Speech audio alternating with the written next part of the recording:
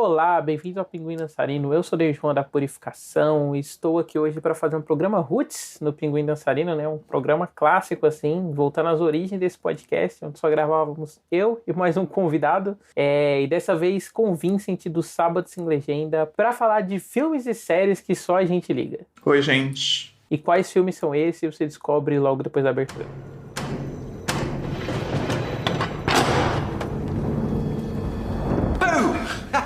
Hello, I'm looking for a ghost. And you are? Ghostbusters. Lembrando que agora esse podcast tem um apoia-se, então você pode cogitar ser um dos nossos apoiadores, né? E ter várias recompensas, entre elas ter o seu nome lido aqui no começo desse programa e eternizado, né? No nosso podcast, como é o caso do Hermano Menezes. Pô, Vincent, eu não sei como é que foi pra você, mas pra mim fazer essa lista foi um pouco complicado, porque tem várias coisas que eu achei que só eu ligava, mas na nossa bolha, né? Eu acho que tem muitas pessoas que gostam, assim.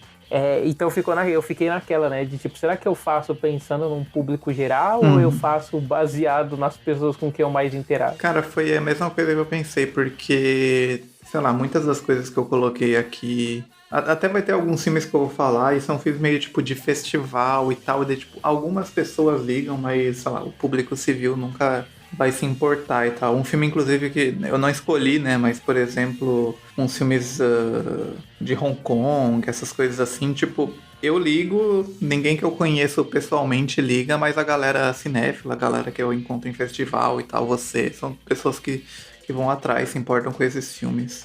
Mas, enfim, fica nesse meio termo aí, né? Uhum.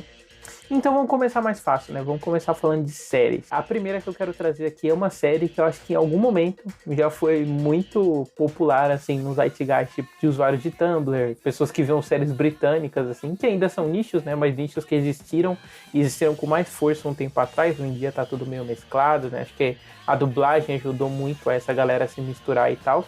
Que é Misfits, que é uma série que eu sei que você também já viu. Ela é uma série britânica que acompanha um grupo de jovens que tem que fazer trabalhos voluntários. Eles são atingidos por um raio e aí esse raio dá poderes pra eles. E foi engraçado como eu cheguei em Misfits, porque eu gostei muito das duas primeiras temporadas de Skins, e eu gostei tanto ao ponto de que eu me apeguei ao elenco e eu falei, depois eu vejo as outras fases aí, né, porque troca o elenco e tal. Acabou que eu nunca vi até hoje, mas eu queria muito ver outra coisa adolescente do Reino Unido, sabe? E aí Misfits estava lá, tipo, essa coisa, né? Aquele pessoal meio mal encarado no pôster, na Netflix, né? Que era onde era o único streaming que existia, acho que na época. E aí eu falei, vamos dar uma chance aí. E pra mim, tipo, era só isso, drama de adolescente que tava na cadeia, alguma coisa do tipo. E aí muito me surpreendeu quando do nada eles são eletrocutados e ganham superpoderes, assim, no primeiro episódio. E é uma série, e é engraçado isso de Skins, que Skins é uma série que eu acabei nunca vendo, apesar de que eu sei que é uma série que tem uns atores que até ficaram famosos, né? Acho que o Dev Patel fazia. Sim, o Nicholas Hoult, É uma né? galera que cresceu, assim, na indústria depois. Mas eu acabei nunca vendo. Eu fui ver Misfits nessas de... Era o auge, assim, da galera tá muito empolgada com super-heróis e superpoderes e séries sobre isso e tal. Eu já fui ver sabendo disso, mas eu lembro dela ser descrita como uma Misfits de super-heróis ou com superpoderes e tal. E era muito boa, pelo menos... Ué, como assim? Uma Misfits não, uma Skins com superpoderes, né? Uma coisa assim de... Sim. Não sei se tem a ver a comparação, mas eu lembro que era muito boa, eu gostava muito, assim, na época. Pelo menos as primeiras temporadas. Eu acho que sim, eu acho que tem a ver, apesar de ser coisas bem diferentes, né? Porque tem essa coisa do drama e tem essa linguagem muito crua, assim, em ambas as séries, né? Tanto em Misfits quanto em Skins e tal. Só que Misfits leva essa realidade, entre aspas, né? Tipo, mais pra poder jogar com o absurdo que são superpoderes nisso, assim. É uma série bem ácida, né? Ela é uma série que a graça dela é justamente, tipo, esses jovens imaturos, assim, com esses poderes que são absurdos e como eles lidam com eles, né? É tipo um The Boys, se o The Boys não quisesse fazer comentário político nem nada, sabe? Fosse só bobeira. Tipo, tem um episódio que um cara, ele ganha poderes que ele controla todos os derivados do queijo, ele fica famoso, aí depois disso vários outros super-heróis se revelam e tal, e aí todo mundo tem um poder mais interessante que ele, e a mídia vai descendo ele do lado, ele começa a matar as pessoas, assim, fazendo o queijo que eles comeram no café da manhã ou na pizza, subir pela garganta, né? Tem episódio que a menina se apaixona por um cara que é meio bruto, aí no final descobre que na verdade é um gorila que ganhou o poder de se transformar em gente. E tem uma coisa que é legal, que tem aquele personagem que eu até nem lembro qual que é o nome do ator, mas que é um que a gente não sabia o poder dele, né? Ele fica a primeira temporada toda tipo, pô, ele é o único cara que não ganhou. E a gente descobre, não vou dar spoiler aqui, né? Mas você sabe que é o cabelo cacheado, sabe de quem que eu tô falando? Sim, eu esqueci o nome dele, eu vou até pegar aqui. Mas fica essa coisa, o que será que ele faz, né? Sim, boa parte da série é isso. Mas ele é um ator que depois ele ganhou uma sobrevida, assim, porque ele tá fazendo Umbrella Academy, e o personagem dele é muito parecido com o de Misfits, inclusive. É Robert E Sheehan, são o personagem. uns Ele é o poderes Five, meio né? merdas, assim. Five não, É tipo... o 7. É, tipo, tem uma menina que Elementes, tem um cara que volta no tempo, um moleque que é meio incel e o poder dele é ficar invisível, e uma menina que se ela toca nas pessoas, as pessoas querem fazer sexo com elas. É isso, o grupo de protagonistas. Mas é curioso, assim. Cara, e eu adoro quando eles inventam essas coisas, né? Tipo, tá numa temporada do futuro aparece uma menina que ela não é uma pessoa de verdade, ela é um ser imaginário, né? E os poderes são muito conectados com as personalidades deles, né? Também, tipo, apesar de ser uma coisa meio idiota, é tudo bem arrumadinho. Tipo, a menina Lementes é a pessoa que desde o primeiro momento da série ela se preocupa muito com o que os outros pensam dela, né? O cara que viaja no tempo é um cara que é preso no passado, porque ele sofreu um acidente que ele praticava esporte. O moleque que fica invisível, não preciso nem falar, né? Porque é óbvio qual que é o gimmick social dele. Mas eu gostava dessas coisas mais absurdas, né? Tipo, tem um cara que ele tira poder das pessoas. Ele consegue... fazendo sexo com elas. E tem um que, tipo, ele consegue manipular os... Ele, tipo, tira o seu poder e depois consegue dar pra alguém, né? Tem uma coisa assim... Que ele começa a monetizar isso. Depois eles encontram um cara que... ele vira meio que um traficante disso. Mais pra frente aparece um cara lá que... O poder dele é tirar o poder das outras pessoas com sexo. E aí eles estão meio que enfrentando um grupo de super vilões, assim, que o cara voa, ele pula no cara enquanto ele tá voando e faz sexo com ele pra tirar o poder. Cara, enfim, era bem legal isso. E hoje em dia ela tá no Loki aqui no Brasil, né? Que é um streaming que eu duvido que alguém tenha, né? Mas se você tiver o Loki, por algum acaso, tipo, o que eu vou ver aqui? Pode ver Misfits que tá lá. Eu vou indicar uma que tem um ator de Misfits, que eu não sei se ele entra logo no início, se entra depois, que é o cara que tem várias personalidades, que é o Joseph... Gilglan, que é o cara que fez o Preacher. Depois, é verdade, o Preacher. Ele fazia uma série... Puta, peraí, posso chutar qual série que é? É aquela England e não sei o que lá. This is England, era muito boa essa série. Eu sabia. Tem uma série que se passa em diferentes momentos do tempo, né? É um drama, assim, bem... tipo, padrão, assim, um drama inglês bem realista, assim, bem naturalista. Só que ela tem temporadas que se passam em... épocas bem diferentes, assim. Então a primeira eu acho que é nos anos 70, início dos anos 80, alguma coisa assim. E ela parte desses personagens bem pobres, assim, bem periféricos. E dela vai passar pelos anos 80, pela era Margaret Thatcher, assim. E tem um cara que é tipo que tá preso porque ele é um skinhead, mas ele sai da prisão. E, tipo, tá arrependido. Daí ao mesmo tempo tem uma discussão sobre a cultura skinhead que, para quem não sabe, é uma coisa muito mais complicada só do que nazismo, né? Uma coisa que que tem várias camadas sociais aí de punk, de grupos, assim. É uma série bem interessante, só que ela é voltada para esses personagens, assim, sobre como eles vão evoluindo ao longo do tempo e tal. É bem legal, um drama, assim. Eu acho que ela não tá em nenhum streaming hoje em dia. This is England. Mas não é uma série muito longa, assim, não é muito difícil de encontrar também. Sim, a vantagem da série britânica é essa, né? Que Misfits tinha, tipo, sei lá, 7 episódios por temporada. E This is England, ela é dividida, né, em anos, né? Tem This is England, que é a primeira temporada, daí tem This is England de 86 e 88. E 90, né? Que ela fala dessas partes, desses momentos do tempo, assim, na Inglaterra. Momentos históricos. Uma dúvida que eu tenho, elas passam em esses diferentes momentos, mas tipo, os atores interpretam jovens dentro desses diferentes momentos ou são os mesmos personagens com idade? Não, são os mesmos e são temporadas que demoraram, assim, tipo, a última é anos 2000 já, anos 2015 por aí, a primeira é início dos anos 2000, assim, então De 2000. Não, a primeira é 2007, a última vai ser tipo 2015, só que elas têm uns saltos, assim, não é tipo todo ano, sabe? Então, ela vai passar lá, passou 10 anos na série, passou 10 anos na vida dos atores também, então uma coisa. Ah, entendi. Preacher era legal também, mas Ca- sinto que só eu gostava. eu achava legal, assim, mas eu dropei depois da segunda temporada, assim. Teve um... Cara, a segunda temporada tava dando muitas voltas nela mesma, assim, aí me cansou, sabe? Eu fiquei com preguiça de começar a terceira. Apesar de que na terceira era quando a série ia começar a ficar interessante. Cara, mas sabe o que é engraçado de Preacher, né? Um parêntese aqui pra falar de Preacher. É que Preacher começou nessa época, tipo, a gente vai fazer uma TV de conceito, né? Então, vários dos... vários de TV de conceito, uma TV de prestígio. Então, vários dos conceitos que ela tinha eram meio amenizados, né? Então, tipo, tinha um inferno, só que não era um inferno, era um lugar onde a pessoa sofria em loop, né? Era essa coisa realista.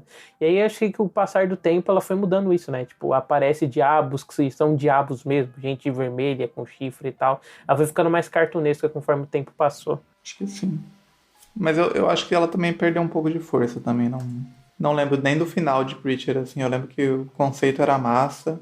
E também tem um rolê que era baseado no quadrinho, daí a galera do quadrinho começou a reclamar, e é do tipo de coisa que a galera reclama e a série vai tentando ajustar. É meio esquisito, né? Sim. Mas isso reclamavam desde o começo, né? Porque ela tinha essa linguagem mais Eu gosto do sóbria. elenco do trio ali, que é a Ruth Negga, o Dominic Cooper e o Joseph Kilgun. Nossa, nessa época eu fui muito apaixonado pela Ruth Negga, assim, que ela era uma atriz fantástica, né? Eu tô falando isso, mas só vi ela em Preacher. Ah, não, ela tá em Misfits também, olha que coincidência, né? Como tudo se fecha. Nossa, e o Joseph Kilgun também tá em Misfits, né? Eu não tinha feito essa conexão, é verdade. Mas, né, eu achava ela uma atriz incrível, assim, fazendo Preacher, né? Até queria fazer aquele filme dela que era um Oscar bait lá, só pra ver ela, mas acabou que eu desisti. Aquele que ela casa com o Lovin. Isso, acho que ele é assim mesmo. É, mais ou menos. Jeff Nichols. É legal, assim, mas não nada demais também. Mas é legal. Ela casa com um cara que é branco e dá um rolê de casamento interracial nos anos 50, sei lá. É bem carinha de Oscar bait esse filme. Mas não é ruim, não. Pode ver. Então, mais uma que eu queria falar, e essa é uma série que só eu e a Amanda, que é uma das nossas 5 ouvintes aí, ela dá foda, que é Legends of Tomorrow, uma série que surpreendentemente, né, é muito boa. Sei que... Complicado, hein? Nossa, a cara do Vincent. Eu sei que hoje em dia, né, coisas super-heróis, saturação e tal, Legends of Tomorrow era uma das coisas mais legais que tinha, assim, quando ela tava no ar, dentro desse nicho de série de boneco. Mas assim, ela é uma série, eu preciso fazer esse disclaimer, né, que a primeira temporada dela, acho que é uma das piores primeiras temporadas de série que eu já vi na minha vida, assim. Eu lembro que na época eu era bem mais novo e tal, né, curtia essas coisas, tipo, universo compartilhado, a série do CW, tudo mega orgânico. Aí acabou que eu fui ver o Legend of Tomorrow e aí achei bem ruim assim, a temporada, dropei no 10º ou 9º episódio assim, da primeira. Só que aí quando saiu a segunda temporada, os vilões dela iam ser vilões que eu gostava das outras séries, né? Tipo, esse é o Arqueiro Negro, o Flash Reverso, o Damian Dark. E aí eu falei, vamos lá, né? Quem sabe? E aí eu curti a segunda temporada bastante, assim. Eu achei que a série parou de se levar a sério, o que ajudou ela, porque ela foi virando um negócio meio escrachado, assim. Tanto que, pra mim, as temporadas mais pra frente, e é o que me pega em Legends of Tomorrow, é que ela vira meio que uma community de super-heróis, sabe? Todo episódio é um filme de gênero, só que você tem esses personagens que têm superpoderes, assim. Essa que é uma das graças, sabe? Tipo, como, sei lá, o cara que se transforma em aço vai ajudar o pessoal que tá meio que no filme de slasher, assim.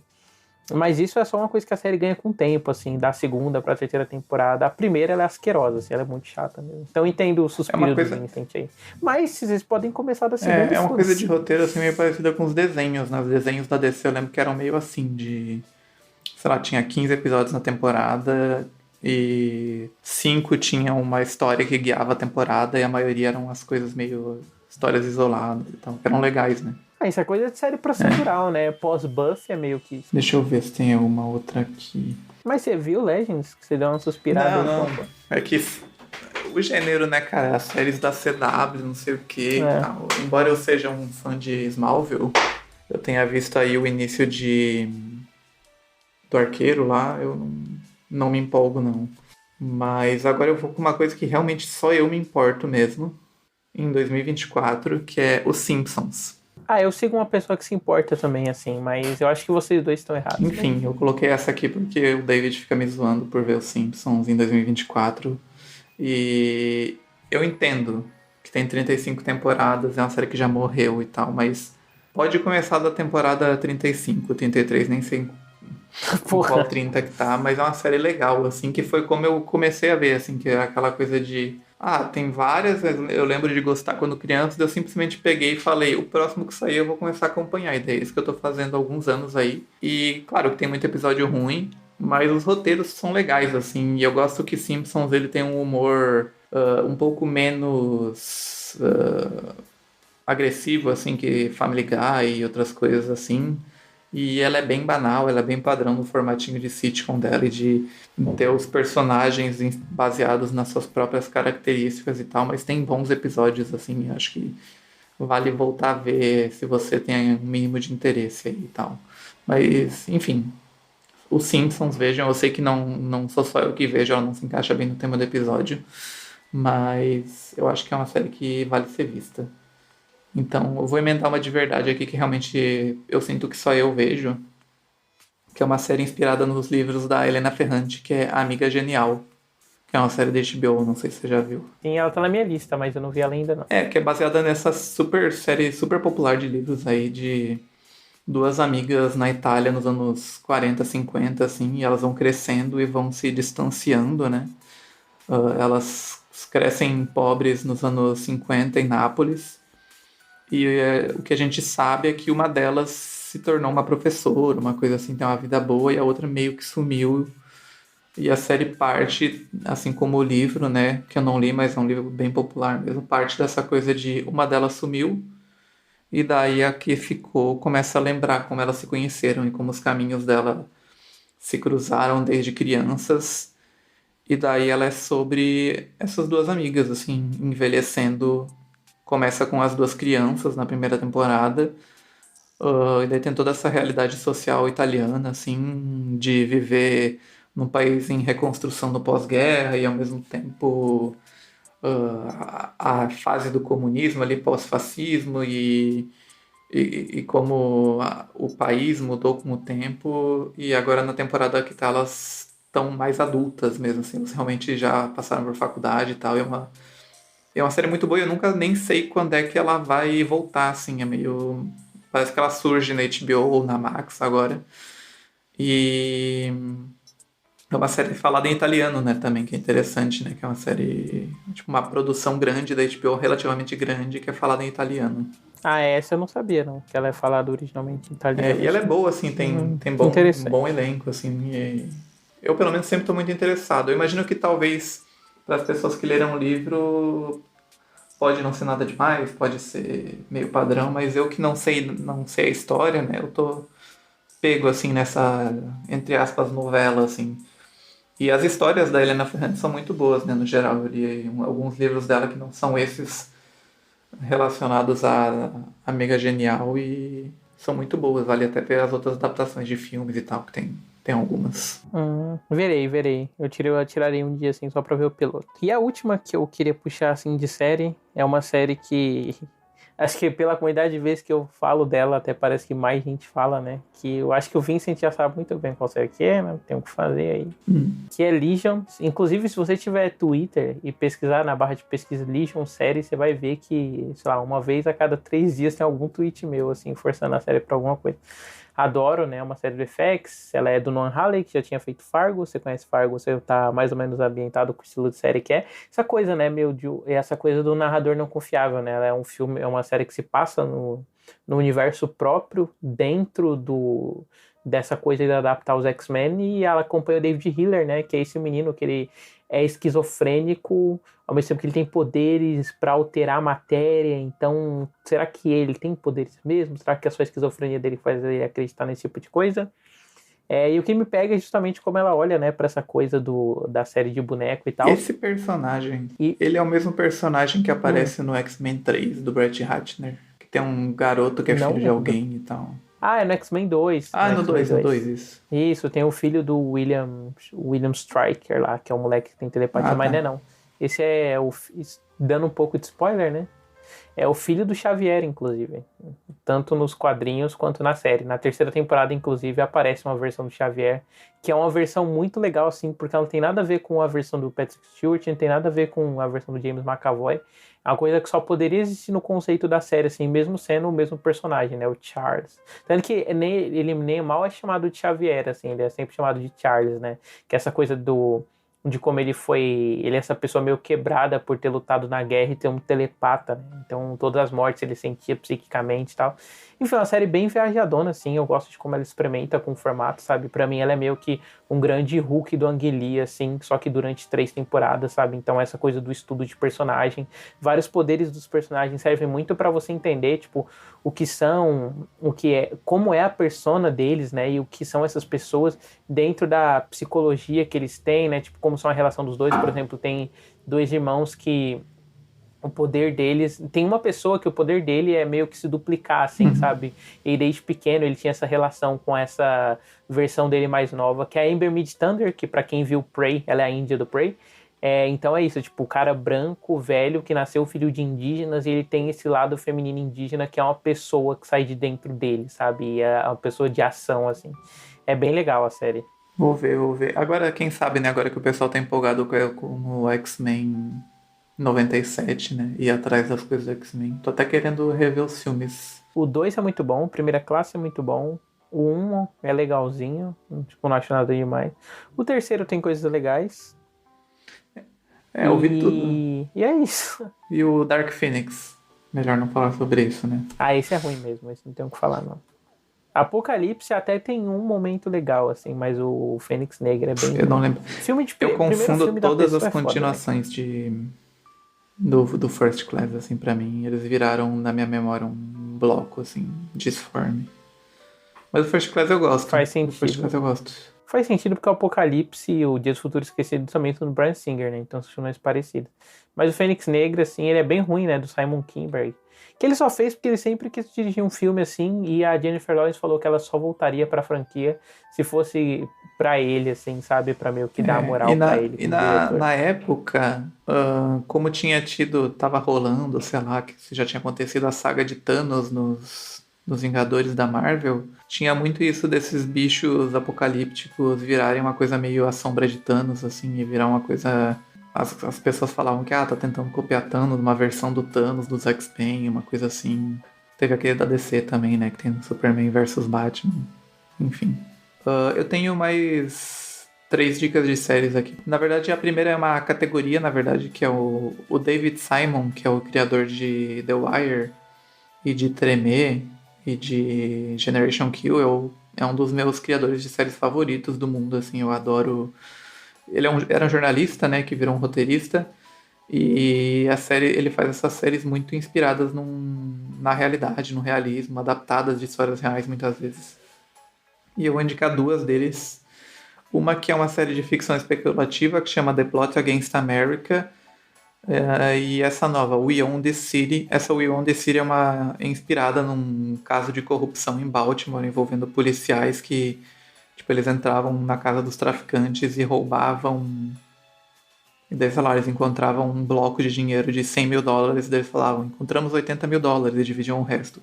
Esse tipo de corrupção básica, assim. E é uma série sobre isso, que ela se passa em 2 tempos, e a gente vai aprendendo como começou, quem era o mandante, não sei o quê, e como sempre, como em todas as séries do David Simon, percebendo que o problema não são aqueles policiais, que o problema é um sistema ao redor deles e tal. Bem interessante, assim, bem documental, assim, inclusive até rígida, assim, nessa coisa de usar datas e depoimentos feitos nas datas certinho e tal. Mas The Plot Against America eu acho que é uma pérola que ficou meio perdida dele, assim, que é... Eu não sei se tem tradução para o português, mas é uma série de ficção especulativa nos anos 40, que... ela vai para um lado meio Homem do Castelo Alto, não no caso de os alemães ganharam a guerra, mas uma coisa de os Estados Unidos foram para um lado mais colaboracionista com a Alemanha nos anos 40 do que entrar na guerra. E daí fica uma ideia sobre uma família judia no meio disso, assim. Então, vem todos os sinais, né, de esse fascismo chegando e como eles sendo atingidos aos poucos e tal. Só que, claro, a Alemanha é uma sociedade muito diferente da sociedade americana de Nova Jersey, que é onde eles vivem, então são fases meio. Não é uma coisa super. Né, tipo a Alemanha nos Estados Unidos, é uma coisa bem particular e eu acho que é muito estudada, assim, muito bem feita. Não sei se é baseada num livro, agora eu acho que deve ser. Mas é uma série muito cuidadosa e tem, tipo, 6 ou 7 episódios. Vale muito a pena ver, muito boa. Tem a Zoe Kazan, inclusive. Nossa, outra dele muito boa, inclusive, é... Caralho, me fugiu o nome agora, mas... Show Me a Show Me a Hero, Hero, isso. que é do caso de realocação, né, de pessoas de periferia para bairros brancos, assim, que é com o Oscar Isaac, inclusive, ele é o prefeito da cidade. Bem boa essa. É uma cidade perto de Nova York, não, que assim, é muito boa. Eu adoro David É engraçado, Simon, né, tipo, que tem esse registro realista que você comentou, e ele é muito claro, assim, como a política é movida mais por interesses, né, e medo de perder voto do que essas coisas, porque o prefeito lá, que é interpretado pelo Oscar Isaac, ele se fode, né, tipo, nesse esquema, ele meio que vira a cara desse movimento, assim, mas não por intenção dele, que ele é uma pessoa ele que é um idealista, né, até. assim, né, pra, tipo, sim, e aí, tipo, só que ele é jogado pra isso justamente pra virar meio que a cara desse movimento e tal, é bem legal, assim. E daí outras duas que eu quero indicar. Uma é Devs, que eu já indiquei pro David, que é uma série do Alex Garland, que é uma série que ela parte... A premissa dela é que existe um momento, né, e isso é teorizado, né, pro pessoal da TI, da informática aí, de que um dia a lei de Moore, que é a lei que diz que a cada X anos os computadores dobram de capacidade de CPU e de processamento, é uma lei baseada em uma questão física, né, que é o tamanho dos microchips. Mas especula-se, teoriza-se que eventualmente um dia vai existir um tipo novo de computação e de funcionamento dos computadores chamado computação quântica, que vai basicamente dar aos computadores um processamento meio infinito, assim. Então eles não vão mais ficar presos por certas coisas, eles vão poder ser muito mais poderosos do que eles vão fazer cálculos muito mais poderosos do que eles fazem.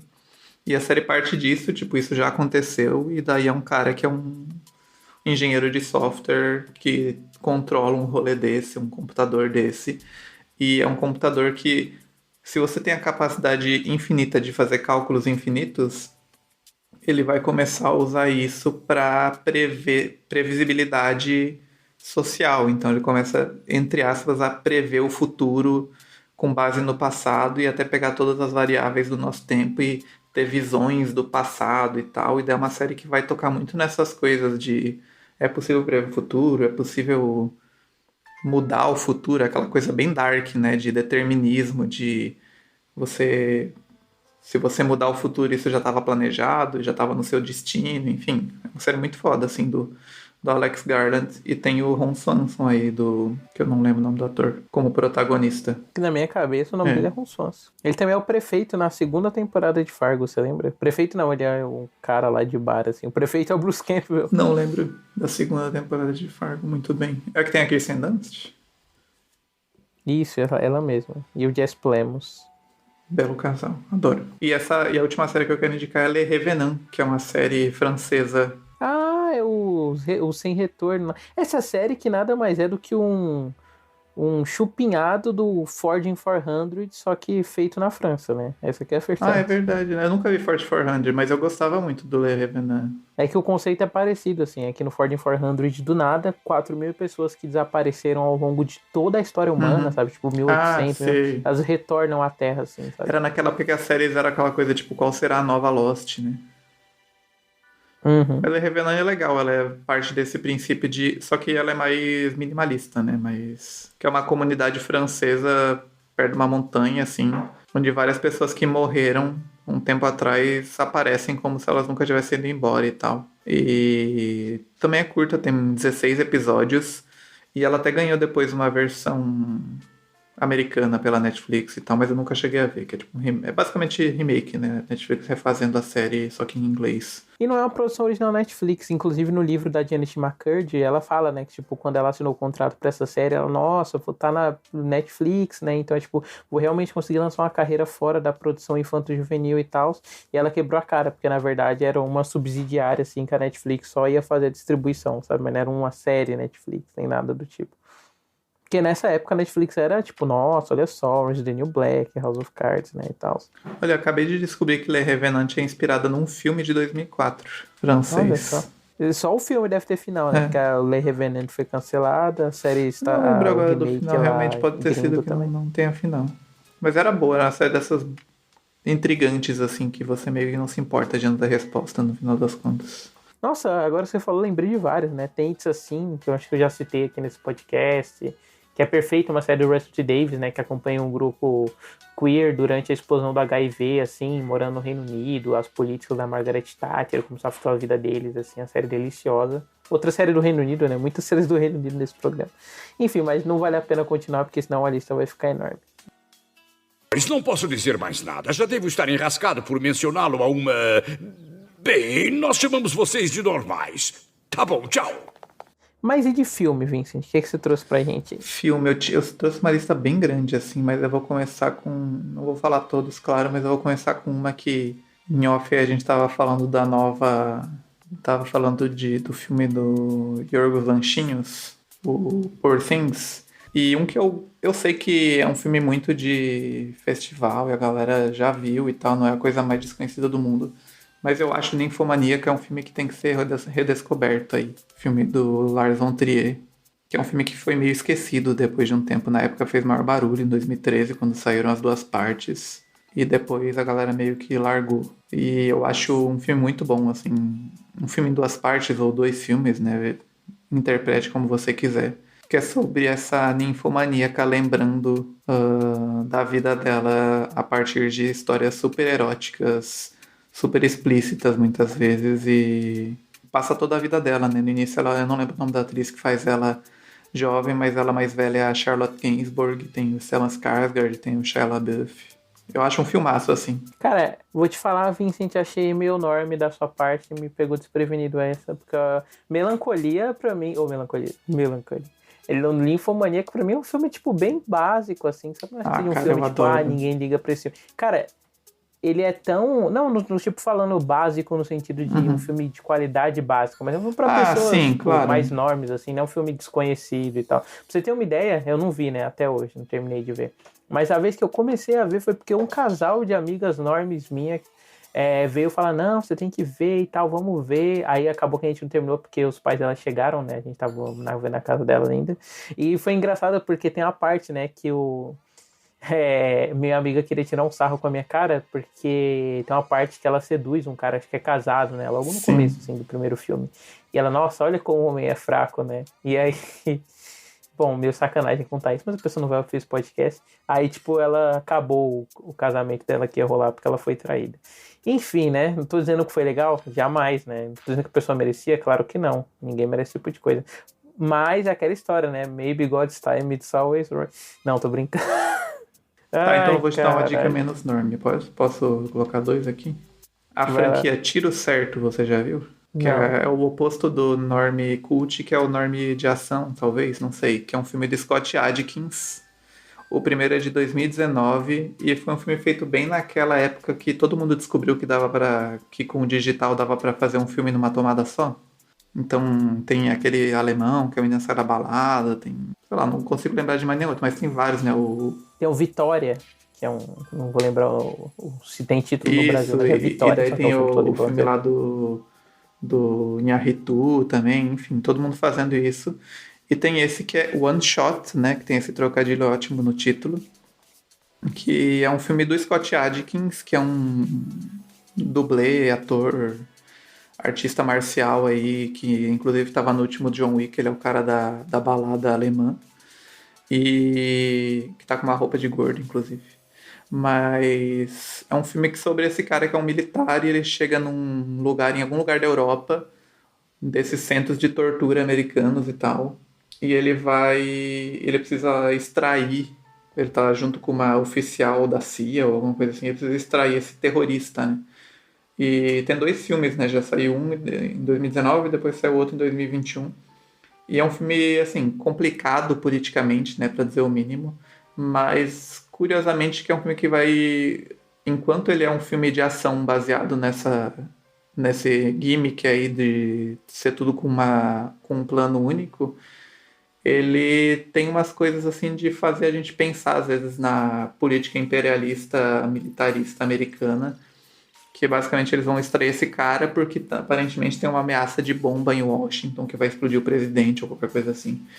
E eu gosto como os 2 filmes eles têm lados diferentes, tanto politicamente quanto na ação, né? O primeiro é uma coisa de talvez justificar a tortura, talvez perceber tarde demais que a tortura não dá certo, uma coisa assim, mas ele se passa todo nesse campo nessa prisão, assim, que é tipo uma base escondida em algum lugar. E o segundo é quando ele consegue, já conseguiu extrair esse terrorista, e eles chegam no aeroporto e o aeroporto é atacado. E daí é um filme que ele vai tentar corrigir o discurso dele, mostrar que na verdade tem infiltrados e mercenários americanos, né, envolvidos. Ele vai falar um pouco de como eles são... No final, toda a guerra, tudo é só por dinheiro e tal. Só que daí ele muda o estilo de ação, vira uma coisa mais duro de matar, assim, de um cara sozinho com uma pistola que vai galgando armas melhores e tal, naqueles espaços e tal. E o Scott Adkins é muito bom, assim, nisso, de ser esse tipo de cara, de ser esse tipo de... Ele tem essa cara de militar meio fascista, assim, acho que até ele daria um bom Batman por isso. Mas são filmes legais, assim, chama Tiro Certo e Mais um Tiro Certo no Brasil. Ou One Shot e One More Shot. E vai ter um terceiro, né? Especula-se como é que vai ser o nome do terceiro. Another Shot, não sei. Boa. Outro filme que só eu ligo aí, que também é a dica, né? É o The Myth of American Sleepover, que eu acho que é o primeiro longa-metragem do David Robert Mitchell, que é o diretor de Corrente do Mal, Under the Silver Lake e tal. E eu acho que todo mundo pensa nele, né? Tipo, essa coisa do filme de gênero, do filme viajado e tal, nesses dois. Mas ele é um filme bem mais contido, assim. Ele é um filme que acompanha diversas festas do pijama que estão acontecendo na noite numa cidade. E aí é esse grande exercício dele, né? De aplicar essa coisa que a gente conhece dos filmes dele, né? Essa coisa da câmera voyeurística e tal.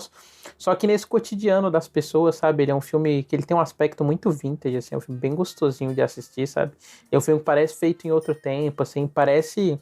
os filmes daquela época em que o Terrence Malick fazia esse tipo de filme, sabe? Tipo, filme só sobre a vivência das pessoas, assim, tipo Badlands, sabe? E eu acho que o clima é bem parecido, assim, um filme muito gostoso. E eu acho que é um filme, o filme subestimado do David Robert Mitchell, né? Que eu acho que tirando eu não vejo mais ninguém falando sobre ele. Eu sempre vi o pôster e achei que fosse uma animação, mas que o pôster é desenhado. Sim, o pôster tem bem cara, assim, de pôster pra Sundance, né? Só um parênteses, vai ter a continuação, né, do It Follows. Não sei o que esperar, mas... Não, vai ser uma obra-prima, né, cara? Confio no David Robert Mitchell, eu gosto muito dos 2 que eu ouvi dele. Deixa eu ver se eu tenho algum que tem... Esse é terror, não, né? Não, esse é coming of age, ele não tem nenhum elemento de fantasia, assim.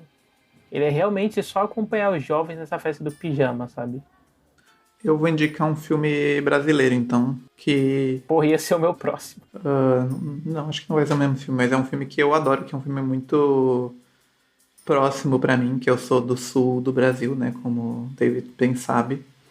E eu tenho família em Bento Gonçalves, é o filme Saneamento Básico, que é um filme do Jorge Furtado, que é um cineasta que eu gosto de tudo que eu vi dele. Eu não cheguei a ver tudo dele, mas é um cineasta que eu gosto bastante, assim, não tem nada de muito especial nele, assim, formalmente. Mas eu gosto bastante dos personagens dele. Você acha? Eu acho que tem. Não, assim, é que assim, ele não é o tipo de cineasta que o cinéfilo normalmente gosta, porque ele não tem... O cinéfilo básico não vai encontrar nada de muito chamativo na direção dele, mas eu acho os filmes dele todos muito bons, assim, a dramaturgia deles toda muito boa. E é o meu filme preferido dele, né? Pra quem não sabe, é o diretor do Meu Tio Matou um Cara e do O Homem que Copiava, né? É sobre esse grupo de amigos que vai fazer um filme incentivar, acho que alguma coisa assim da prefeitura da cidade para fazer um saneamento básico, né? A prefeitura não tem o dinheiro, mas eles querem usar, Isso. eles querem fazer o filme, porque se eles fizerem o filme, eles vão ganhar o valor, que acho que é R$ 10.000 para conseguir fazer o saneamento básico da Exatamente, região alguma que eles... coisa assim. E é muito bom, um filme de interior do Rio Grande do Sul, assim, e tem um grande elenco aí, Fernanda Torres, Wagner Moura, Camila Pitanga. E um grande papel pra mim do Paulo José, assim, muito velhinho já. E eu gosto muito, assim, é um filme que eu já vi 1000 vezes e sempre revejo e tal. Inclusive, quando eu fui com a Carol pra Bento Gonçalves, ela foi conhecer minha família. A gente foi no shopping de Bento Gonçalves, que é onde foi filmado, que é onde o personagem do Lázaro Ramos trabalha, assim, que é só pra ver de fora, assim, que não mudou. Até hoje tem a mesma cara, assim, nos lugares. Então, filme bem massa, assim. Recriaram alguma cena do filme? Não, porque a gente tava com a minha tia, ia ser muito esquisito. Mas, enfim, talvez voltando pra lá um dia. Cara, outro nacional que eu queria trazer, acho que eu vou aproveitar e falar logo de dois, que eu ia falar de um, mas é outro filme sulista, né? Acho que já tem muito sul nesse podcast aí, com todo respeito, Vincent. Que eu ia falar do Ainda Orangotangos, né? Que é um outro filme que é brasileiro e se passa e é todo filmado em plano sequência, e também é um filme do Rio Grande do Sul, assim, filme maravilhoso. Mas eu vou falar de Amuleto de Ogum, que é um dos meus filmes favoritos nacionais de todos os tempos, assim, o filme do Nelson Pereira dos Santos. E no filme a gente acompanha, né, esse rapaz, que é o... Deixa eu pegar o nome dele aqui. Que é o Gabriel, que ele teve que ele teve o pai morto, né? E aí a mãe dele leva ele num pai de santo pra fechar o corpo dele. E aí ele tem essa coisa, ele tem esse corpo fechado, ele vira matador. É um típico filme de gangster, assim, né? Tipo desses que a gente vê em outro país, mas tem essa diferença, né? Essa brasilidade, assim, dele ser filmado nas ruas, né? De São Paulo, se eu não me engano. E ele ter toda essa dinâmica, né? Da religião de matriz africana, assim. Acho que todos os filmes brasileiros que eu vi, o que melhor lida com essa coisa da religião de matriz africana é ele, porque ele não cai nessa coisa da demonização, assim, é praticamente um filme que a religião de matriz africana ela é o salvador, assim, ela é o potencializador da trama, sabe? É um jeito bem respeitoso. E tem umas cenas incríveis do pessoal incorporando, né? Assim, não sou de religião de matriz africana, né? Mas quem já vi com amigos que adoraram, assim, as sequências que ele incorpora o preto, que o cara lá incorpora o preto velho e tal. E é um filme bem divertido, né? Além de tudo, eu acho que esse filme brasileiro dos anos 70, assim, esse filme da... Eu não sei se é da boca do lixo, mas eu vou chutar que sim, porque é Nelson Pedro dos Santos, né? Então eles têm essa coisa, né, de mesmo lidando com temas ou uma estética mais carregada, assim, eles são filmes muito engraçados, né? Ele é um filme com momentos divertidíssimos, assim, dele aprendendo a ser matador e tal, o pessoal meio em choque, descobrindo que ele tem esse corpo fechado, né, que ele não morre com tiro, que ele não morre independente do que você faça e tal. Ótimo filme, assim, não sei se Não, Vincent não vi. É um viu. desses filmes que tá na minha lista eternamente. E é um desses filmes que entrou na. Claro que não no top 20 nem nada assim, mas ele tá figurando aí na lista dos anos 70, né? Muita gente falou dele. Algumas pessoas falaram dele. Assim, eu que carreguei o bonde, pô. É um filme que parece muito. Eu Que eu gosto amo do esse Nelson filme. Pereira. Eu vi. Não sei se eu vi mais que um filme dele. Acho que eu só vi a adaptação dele de Vidas Secas. Eu não sei se eu cheguei a ver outro filme dele. Mas eu gosto. Quero ver. E eu curto muito, tipo, no filme, né, como ele consegue trabalhar toda uma série de referências, assim, sabe? Tipo, de mitologia mesmo, juntando isso com a religião de matriz africana, sabe? Ele é, tipo, essa grande jornada, assim, de um personagem que você veria em qualquer épico histórico desse, sabe? Tipo, da Sansão e Dalila, só que de um jovem que é matador, sabe? Inclusive tem vários arquétipos, assim, que são bem típicos de mitologia, né? Não vou entrar muito em detalhe, porque, né, se a pessoa for ver pra não pegar spoiler, e tá disponível no YouTube, né? Se a pessoa quiser ver aí, tá fácil. Eu vou indicar um que entra naquela categoria de. Talvez, se você for da nossa bolha, pra quem é cinéfilo, conheça, tenha visto, embora ele seja um filme hermético e difícil. Difícil, ele não é difícil, é um filme bem fácil, mas ele pode assustar pela duração e tal, que é o Prefeitura, do Frederick Wiseman. Não sei se você chegou a ver. Que é um filme sobre a prefeitura de Boston. E passou uns anos atrás em festival e tal. E o Frederick Wiseman é um documentarista assim meio lendário, né, de fazer esses filmes super realistas, esse documentário muito cru de pegar a câmera e sair filmando e Ele não quer atrapalhar muito o objetivo documental dele, mas em algum momento tudo aquilo que ele tá filmando vai fazer sentido, sabe? São esses tipos de documentário, assim, eu acho que não chega a ter fala, assim, de explicação nenhuma no filme. E é tipo um épico de mais de 4 horas de duração. Eu vi em alguma mostra, assim, algumas das mostras de São Paulo ele passou. Acho que foi na da pandemia, talvez, mas é um filme muito massa, assim, que ele vai falar da prefeitura, especificamente do prédio da prefeitura, então ele vai filmar muito e tal. A prefeitura de Boston, que é um edifício brutalista, assim, muito bonito, parece até uma coisa de outro mundo, assim. Bonito não, é agressivamente feio que acaba sendo bonito, né? Ah, e daí parece uma coisa meio de outro mundo, mas ao mesmo tempo é um filme que vai virar um filme sobre aquela cidade, sobre o que é uma prefeitura numa cidade, o que é essa presença do Estado. Então tem cenas de coleta seletiva de lixo, tem cenas da galera indo no Detran resolver BO. É um filme muito foda mesmo e meio hipnótico, assim, desses filmes que, sei lá, talvez você colocou 4 horas e ficou cansado e cochilou 20 minutos, não vai te atrapalhar tanto, porque ele é mais sobre o todo do que sobre alguma imagem ou alguma informação específica. Mas é bem hipnotizante e é bem massa, assim. É de 2020. E eu tava vendo aqui, acho que ele não tá disponível em lugar nenhum no Brasil, mas deve dar pra encontrar fácil aí também, de City Hall, né? Prefeitura de 2020. E o último filme que eu vi recentemente, eu acho que é um filme que até tem alguns fãs, assim, né, do pessoal do cinema de Hong Kong e tal, pessoal que curte, né, cinema de Hong Kong, que é o Love on Delivery, né, que é um filme com o Stephen Chow, né, um dos filmes dirigidos pelo Stephen Chow, que depois fazer Kung Fusão e Kung Futebol Clube, e ele é sobre um rapaz que conhece uma moça, né, que pratica luta e tal, e que o sonho dela sempre foi, tipo, conhecer uma pessoa que fosse meio que um desses heróis de filmes de ação, tipo, ela tem um pôster do Schwarzenegger, assim, no armário dela, da academia e tal. E aí ela, sem querer, conhece esse entregador que se apaixona por ela, e aí ele acaba se envolvendo, assim, tipo, numa luta, sabe? Com outro cara que fica dando em cima dela na academia e tal. E aí aquela história clássica, né? Do cara que é um merda, encontra alguém que também é um merda, mas que vai ensinar ele a treinar, assim, de um jeito mega excêntrico, mesmo que a pessoa, na verdade, só queira dar um golpe nele. Cara, assim, eu não sei se o Vincent já viu alguma coisa do Stephen Só Chow e tal, atuando, mas né? eu Só amo o cinema do um Stephen gênio, Chow. né? Dirigindo, acho que eu nunca vi. Você nunca viu Ele Kung faz o Fusão? Kung Fusão? Tá, beleza, sim, não vi o Kung Fusão. É dele, o Kung Fusão, o Kung Pô, eu Futebol adoro, eu Clube, a acho direção deles. era uma das minhas coisas preferidas, assim, quando eu era jovem. Eu não cheguei a rever nenhum recentemente, mas eu amo demais, assim, tô tendo... E são aqueles filmes que eu gostava tanto das cenas que eu ficava, às vezes, sei lá, depois da escola no YouTube vendo cena, sabe, Eu achava muito Uhum. foda. Não, mas são perfeitos mesmo. E esse filme, ele tem todas as características desses filmes do Stephen Chow, né? Tipo, essa coisa do humor cartunesco, assim, e juntar isso com artes marciais. Dentro de uma chave em que ele reivindica vários momentos de outros filmes dentro do filme, né?